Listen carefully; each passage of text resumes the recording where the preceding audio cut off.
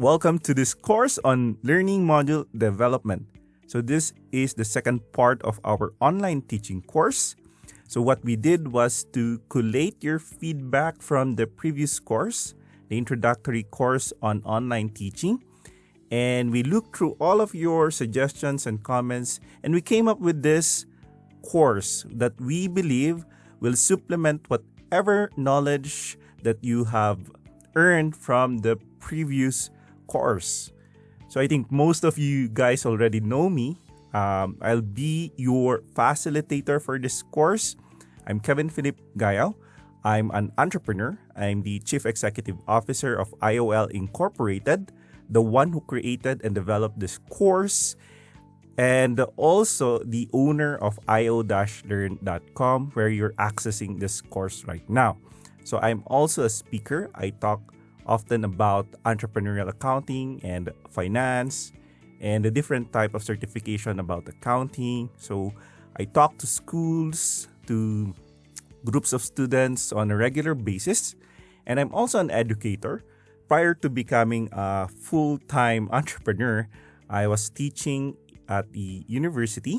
So I've taught at the University of Santo Tomas, St. Louis University, and of course, San Beda University.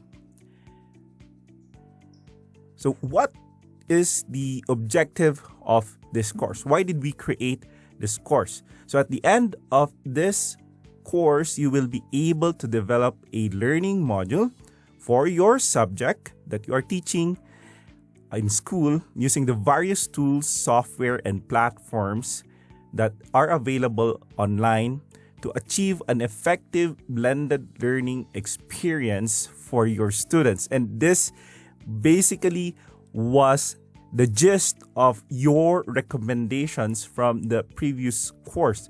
So we're now developing this course for you guys. So I am excited to start this course with you.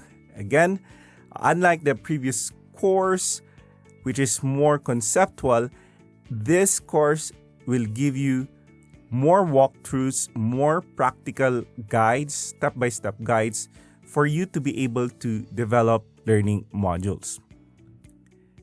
Here's a quick outline of what we will be tackling in this course.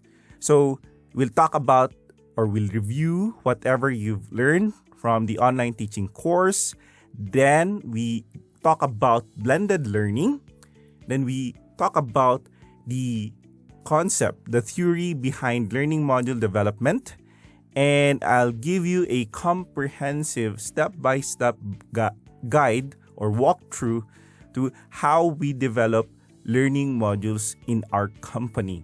So that includes multimedia content, lecture files, external websites or links, assignment, graded discussions, and assessments. So this would definitely be a very knowledge and skill-packed course, and I'm so excited that I'll again be your facilitator for this course. I hope that you're as excited as I am, and see you in the next video.